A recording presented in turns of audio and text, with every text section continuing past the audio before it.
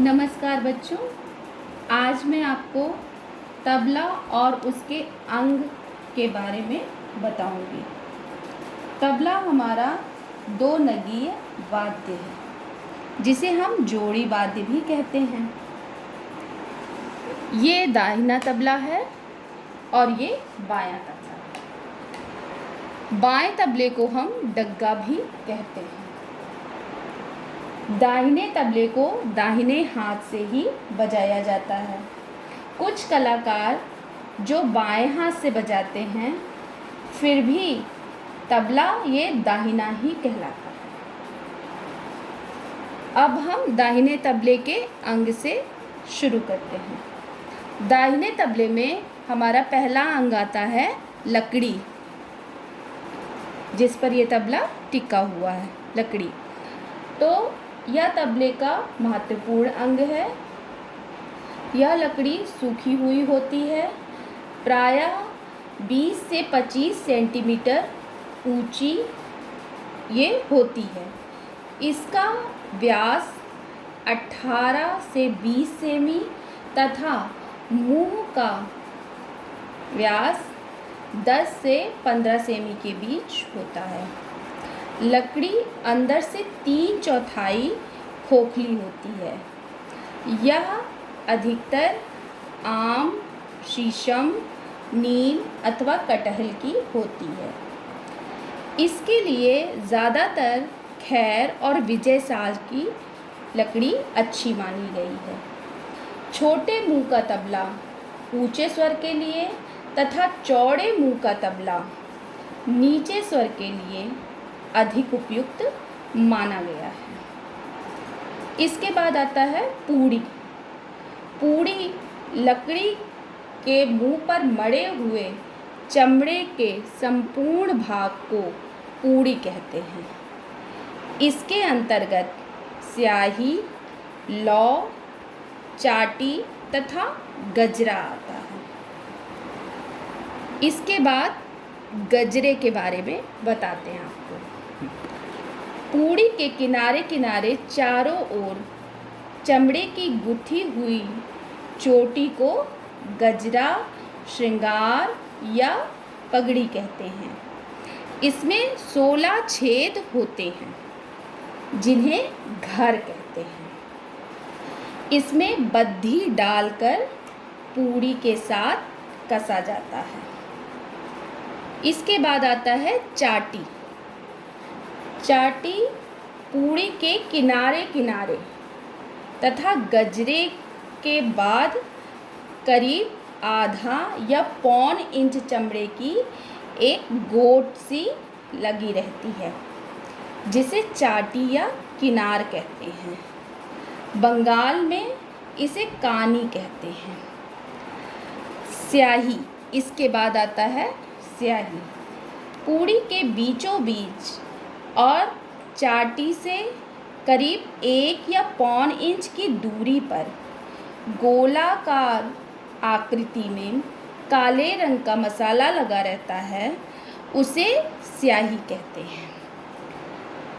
यह लौह भस्म के चूर्ण में लेई आदि के मिश्रण से बनता है। इसके बाद आता है लौ। चाटी और स्याही के बीच के स्थान को लौ कहा जाता है। इसके बाद आता है बद्धी। बद्धी गजरे के छिद्रों से जाने वाली चमड़ी जो होती है, चमड़े की लंबी डोरी या पट्टी को बद्धी कहते हैं।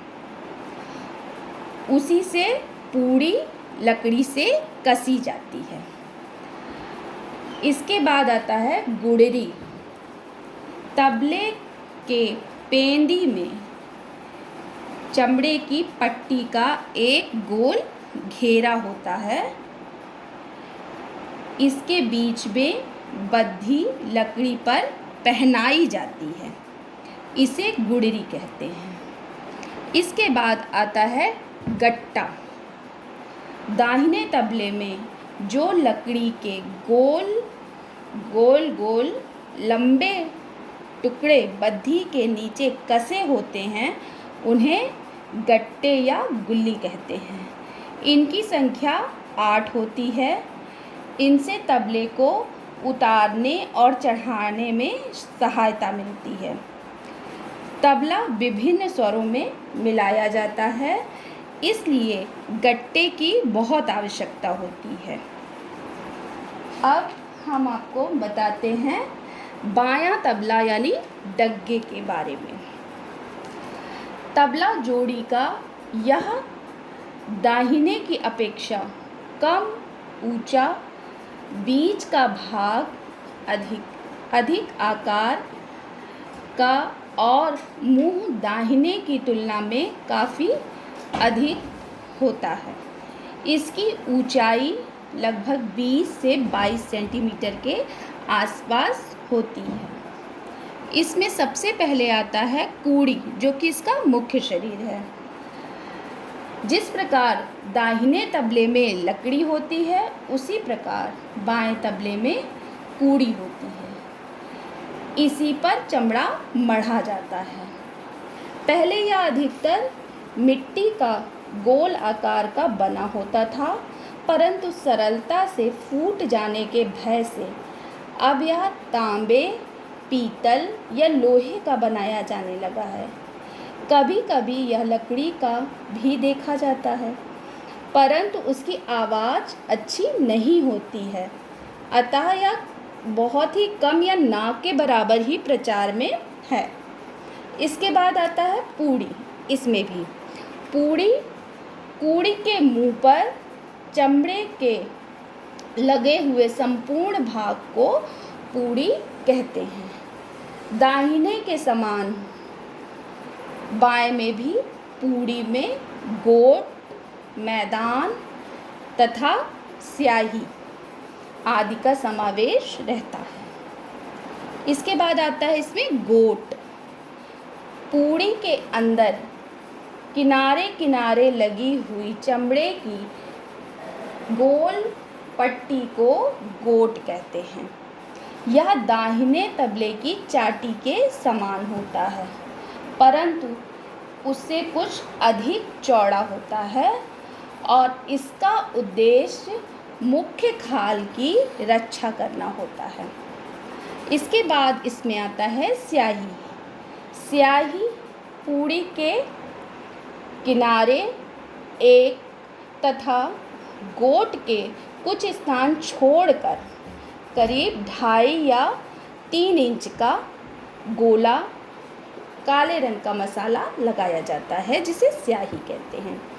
दाहिने की तरह बाएं में स्याही बिल्कुल बीचों बीच में नहीं लगाई जाती। देखिए इसमें बीचों बीच में लगी हुई है ना, इसमें बीचों बीच में नहीं लगाई जाती है, थोड़ा सा साइड में करके लगाई जाती है। इसके बाद आता है मैदान। जो बीच की जगह ये छूटी हुई है, यही हमारी मैदान कहलाती है, गोट और स्याही के बीच की छूटी हुई जगह। इसके बाद आता है गजरा। जिस प्रकार दाहिने में पूड़ी के चारों ओर चमड़े की गुथी हुई चोटी होती है, उसी प्रकार बाएं में भी गुथी हुई चोटी रहती है, जिसे गजरा कहते हैं। फिर आता है इसमें गुड़री। दाहिने तबले के समान बाएं में भी पेंदी में चमड़े की गोल माला जैसी होती है। इसके बीच से बंधी जाती है और इससे तबले को कसा जाता है। कभी कभी किसी किसी तबले में इसमें बीच में छल्ले भी पड़े होते हैं। इसके बाद आता है बद्धी। बद्धी दाहिने के समान ही इसमें भी चमड़े की लंबी पट्टी होती है, उसे बद्धी कहते हैं। इसमें कभी कभी सुविधा के लिए चमड़े की पट्टी के स्थान को मोटी डोरी का भी प्रयोग किया जाता है, और जैसा कि मैंने बताया कि इसमें छल्ले भी उतारने चढ़ाने के लिए कभी कभी इसमें डालते हैं। तो इस तरह से ये हमारा लेसन कंप्लीट हो गया। तबले के अंग इन सब के बारे में मैं आपको लिखित भी दूंगी, जिन्हें आपको आगे अध्ययन करना है। धन्यवाद।